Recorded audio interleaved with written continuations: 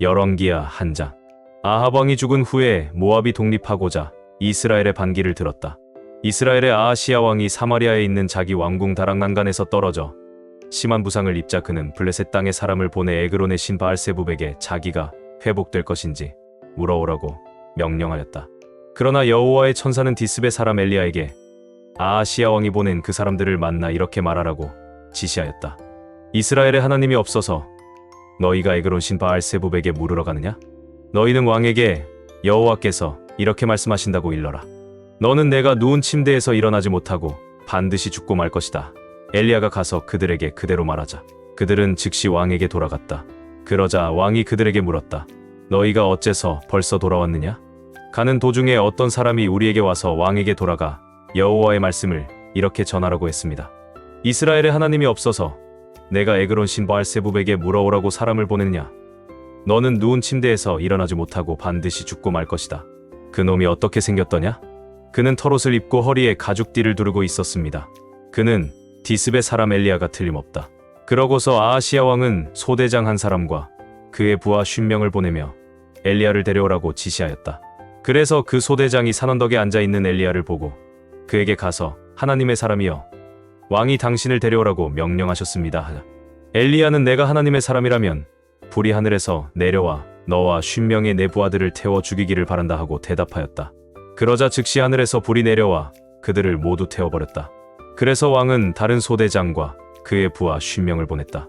그래서 그 소대장도 엘리야에게 하나님의 사람이여 왕이 당신을 빨리 데려오라고 명령하셨습니다 하자.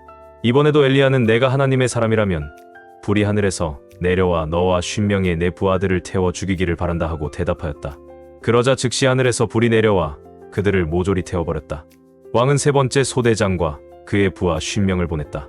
그러자 그 소대장은 올라가서 엘리야 앞에 무릎을 꿇고 엎드려 이렇게 간청하였다. 하나님의 사람이여 나와 내 부하들의 목숨을 구해 주십시오.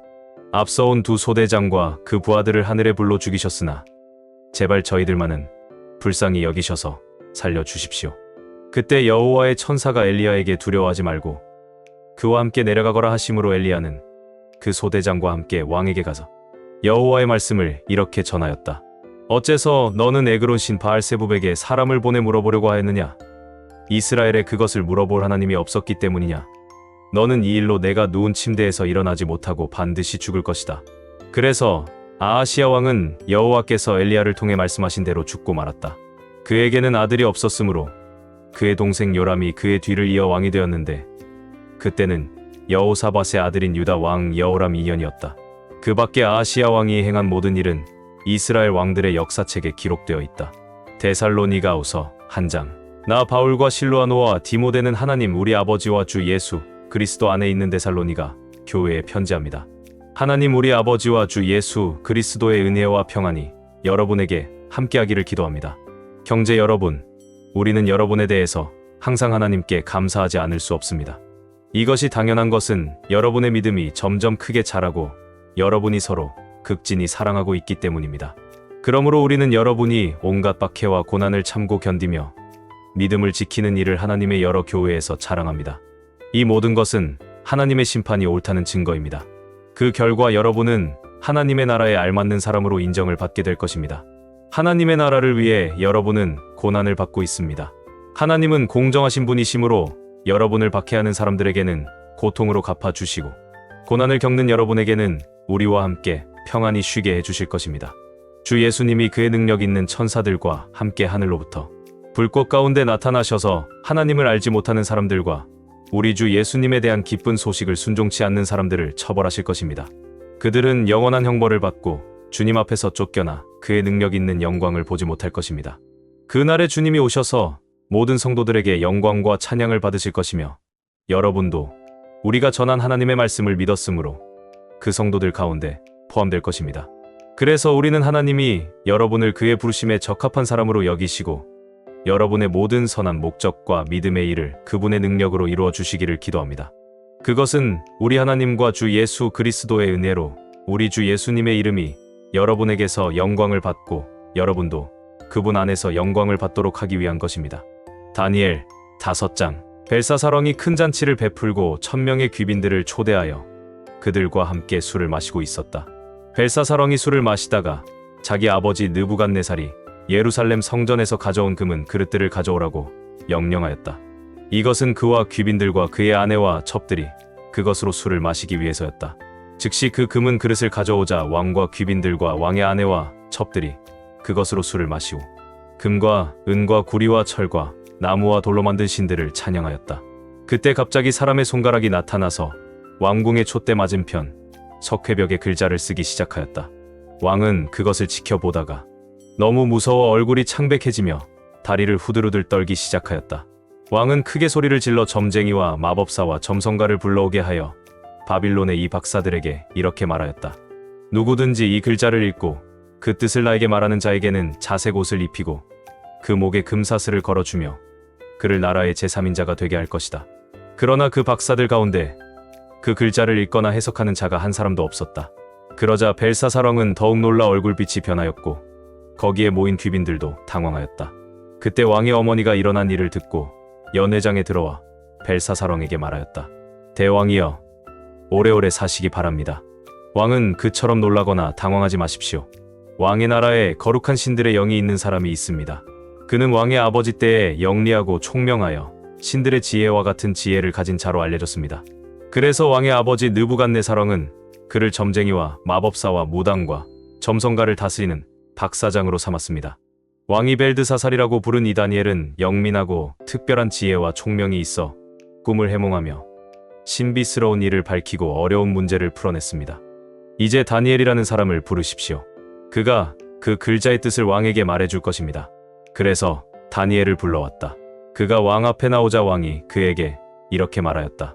내가 우리 아버지가 유다에서 포로로 잡아온 유다 사람 다니엘이냐? 나는 내 안에 신들의 영이 있어 내가 영리하고 총명하며 비상한 지혜를 가졌다는 말을 들었다. 내가 여러 박사들을 불러다가 이 글자를 해석하라고 하였으나 그들은 해석해내지 못하였다. 내가 들으니 너는 온갖 신비스러운 문제를 잘 해석하고 풀어낸다고 하는데 만일 내가 이 글을 읽고 그 뜻을 나에게 말하면 내가 너에게 자색 옷을 입히고 금사슬을 목에 걸어주며 너를 나라의 제3인자가 되게 하겠다. 그때 다니엘이 이렇게 대답하였다.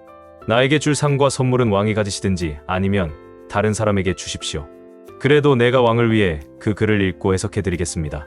왕이시여, 가장 높으신 하나님은 왕의 아버지 느부갓네살을 위대한 왕이 되게 하셔서 그에게 영광과 위엄을 주셨습니다. 하나님이 그에게 큰 권세를 주셨으므로 모든 나라와 민족들이 그를 무서워하고 떨었습니다. 그는 사람을 죽이고 싶으면 죽이고 살리고 싶으면 살렸으며 누구든지 높이고 싶으면 높이고 낮추고 싶으면 낮추었습니다. 그러나 그가 교만하여 거만하게 행함으로 하나님이 그를 왕위에서 물러나게 하고 그의 영광을 빼앗았습니다. 그래서 그는 인간 사회에서 쫓겨났으며 그의 마음이 들짐승의 마음과 같이 되어 들나귀와 함께 살고 소처럼 풀을 먹으며 그의 몸은 하늘의 이슬에 젖었습니다. 결국 그는 가장 높으신 하나님이 인간 나라를 다스리시며 누구에게든지 자기가 원하는 자에게 나라를 준다는 사실을 인정하게 되었습니다. 벨사사렁이시여, 왕은 그의 아들이 되어 이 모든 일을 알고도 겸손하게 자신을 낮추지 않고 오히려 하늘의 주를 거역하며 성전 그릇을 가져다가 귀빈들과 왕의 아내와 첩들과 함께 그것으로 술을 마시고 금과 은과 구리와 철과 나무와 돌로 만든 신, 곧 보지도 못하고 듣지도 못하고 아무것도 알지 못하는 신들을 찬양하였습니다.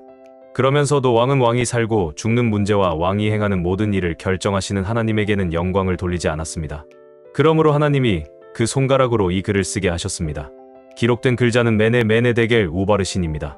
그 뜻을 해석하면 메네는 수를 센다는 말인데 이것은 왕이 통치하는 날수를 하나님이 세어서 이미 그것을 끝나게 하셨다는 것을 가리킵니다. 데겔은 저울에 단다는 말이며 왕이 하나님의 저울에 달린 결과 표준에 미치지 못했다는 것을 뜻합니다. 그리고 바르시는 나눈다는 뜻입니다. 이것은 왕의 나라가 나누어져 메디아와 페르시아 사람에게 주어질 것을 가리킵니다.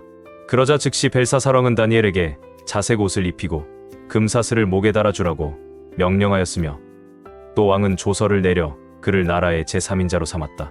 그날 밤에 바빌로니아의 벨사사렁은 죽음을 당하였고 메디아 사람 다리우스가 권력을 장악했는데 그때 그의 나이는 62세였다. 시편 110편 111편 여호와께서 나의 주님에게 말씀하셨다. 내가 내 원수들을 내 발 앞에 굴복시킬 때까지 너는 내 오른편에 앉아 있거라. 여호와께서 시온에서부터 주의 능력에 지팡이를 뻗치실 것입니다. 주는 주의 원수들을 다스리소서. 주의 능력의 날에 주의 백성이 거룩한 옷을 입고 자진해서 주께 나아갈 것입니다. 그들은 새벽 이슬 같은 주의 청년들입니다. 여호와께서 약속하셨으니 그 마음을 바꾸지 않으시리라. 너는 멜기세덱의 계열에 속한 영원한 제사장이다. 여호와께서는 주님의 오른편에 계십니다. 그가 분노하시는 날에 세상의 왕들을 쳐서 죽이실 것입니다. 그가 모든 나라를 심판하여 시체를 산더미처럼 쌓고 온 세상의 통치자들을 쳐서 죽이실 것이다. 그가 길가의 시냇물을 마시고 힘을 얻어 의기양양하리라. 여호와를 찬양하라. 내가 여호와의 백성이 모인 자리에서 진심으로 그에게 감사하리라. 여호와께서 행하시는 일이 크시니 이 일을 기뻐하는 자들이 다 이것을 연구하는구나. 그가 행하시는 모든 일이 영광스럽고 위엄이 있으며 그의 은은 영원하다. 그는 자기가 행한 놀라운 일을 사람들이 기억하도록 하셨으니 여호와는 은혜스럽고 자비로운 분이시다. 여호와는 자기를 두려워하는 자에게 양식을 주시며 항상 그의 약속을 잊지 않으신다. 그가 자기 백성에게 다른 민족의 땅을 주심으로 그들에게 능력을 보여주셨다. 그가 행하시는 일이 신실하고 공정하니 그의 교훈은 신뢰할 만하며 진리와 의로 행하신 것이니 영원히 확실하다. 여호와께서 자기 백성을 구원하시고 그들과 영원한 계약을 세우셨으니 그 이름이 거룩하고 위엄이 있구나. 여호와를 두려워하는 것이 지혜의 첫걸음이다. 그의 교훈을 따르는 자가 다 좋은 지각을 얻게 되니 그는 영원히 찬양을 받으실 분이시다.